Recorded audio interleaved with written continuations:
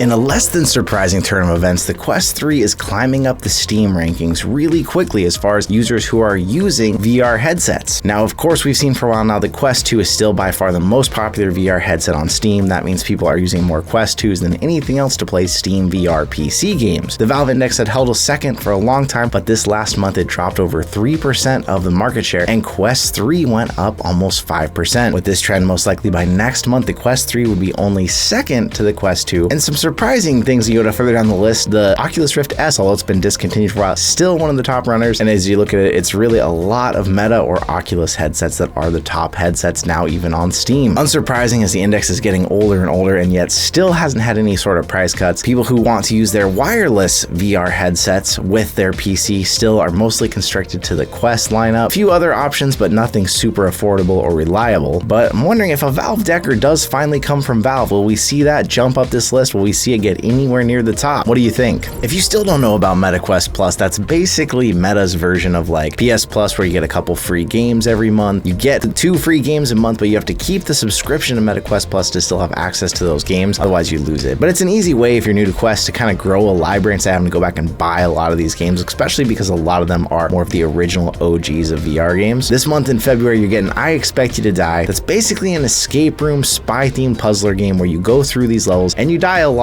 and you learn what you did wrong and you keep on progressing through the puzzles. They get harder throughout the game, and then you try and beat the game and defeat the evil villain. Dyschronia Chronos Alternate is also free with a subscription. It's considered an adventure game, but they said these were more meant to be like graphic novels brought to life. Unfortunately, you're only getting episode 1. These are multiple separate games in a trilogy, so if you really like it, you're gonna have to purchase episode 2 and 3 separately. It's $8 per month or $60 a year for MetaQuest Plus, and we've seen some good titles on it before, like Walkabout Mini Golf, Pistol Whip, Red Matter. But as I mentioned, if you're already someone who's had that a while and you've bought a lot of games, likely a lot of these games are not going to be something you need because you already have those. So I'm curious out there, have many of you gotten Quest Plus? Do you care at all about it? Does it work well for you? I think if someone were buying a Quest today, I'd say maybe get it. But if you've had a Quest for years like I have, most of these games I already own. Recently, we've seen a few more vampire games coming over to Quest, and Schell Games has announced their first ever VR horror title, Silent Slayer: Vault of the Vampire. If Schell Games sounds familiar, they're the creators of the I Expect You to Die series, Until You Fall, and we actually got to go on a little tour of their building back when we were in Pittsburgh this last year, although we weren't able to record while we were actually on the tour. Silent Slayer is described as a suspenseful single-player jump scare game. Might appeal to the FNAF fans out there. They've now dropped an extended look gameplay trailer where they had a previous game trailer last year, and you can even see one of the jump scares pretty early in the trailer. This is another stealth vampire game, but this time you're trying to take out an evil vampiric council. We recently saw an unrelated game come out, Vampire the Masquerade, which was a stealth game. This also looks to be a stealth game where you're trying to take out an evil vampiric council. You have to creep up to them, you have to disarm traps, find their hearts, and then slay them. The gameplay almost reminds me of like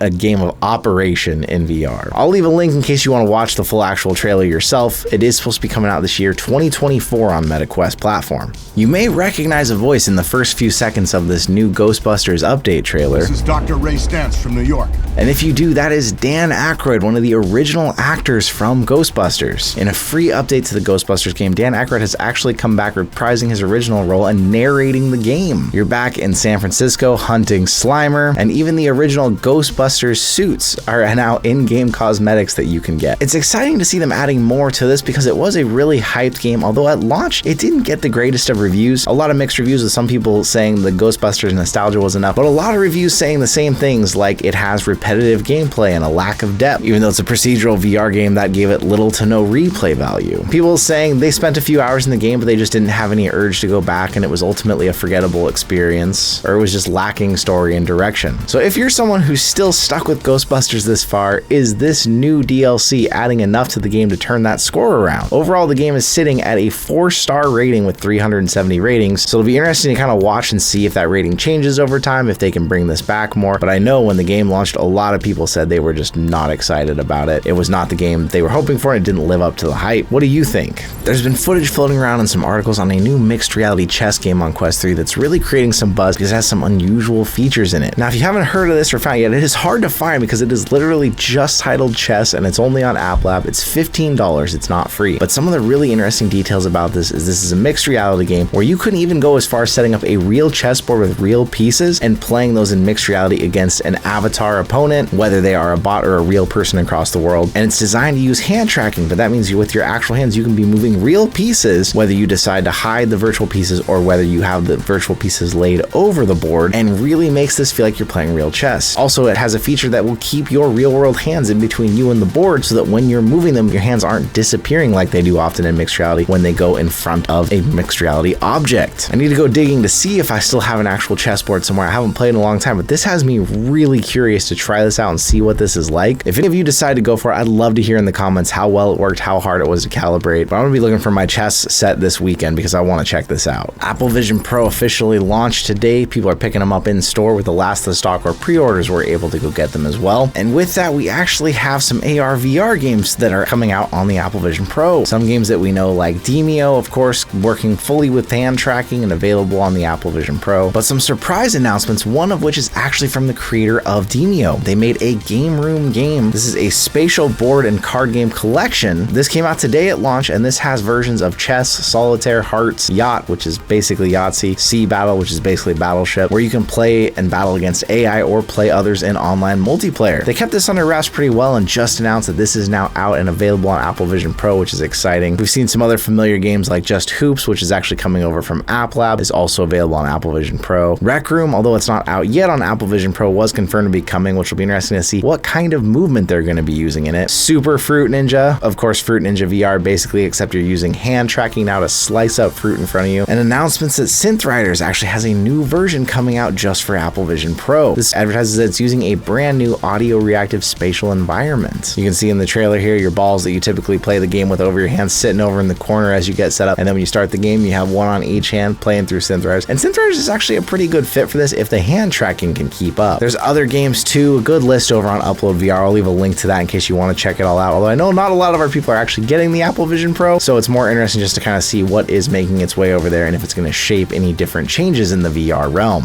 It's nice that there's still some PSVR 2 news coming out, and one of them is a Steam VR dungeon crawler that's going to make its way over to PSVR 2. Legendary Tales has been in early access for a while on Steam VR, and on February 8th, just next week, it's actually going to be available as a full release. Alongside that, the PSVR 2 version of this game is also going to launch on February 8th. As you can see in the trailer, here's some really high-end looking graphics for Legendary Tales, and something that's going to be taking advantage of the PSVR features like eye tracking, the 4K HDR, foveated rendering, and of course the haptics in the headset. No news about whether this is coming to Quest or not yet, but hopefully with the power of the Quest 3, more and more games that look this good can come on over. With all that, what's going on out there with you? Did you get an Apple Vision Pro today? Are you hanging on to your PSVR 2? Or I know a lot of you are Quest users out there. How are you feeling about your Quest 3 after all this time? I saw some people on Reddit asking like, are the pancake lenses still the game changer we all thought they were from day one? I'm gonna say yes. I feel that way, definitely. But let me know your thoughts down below. Thank you once again for being here with me, and I'll see you in another reality.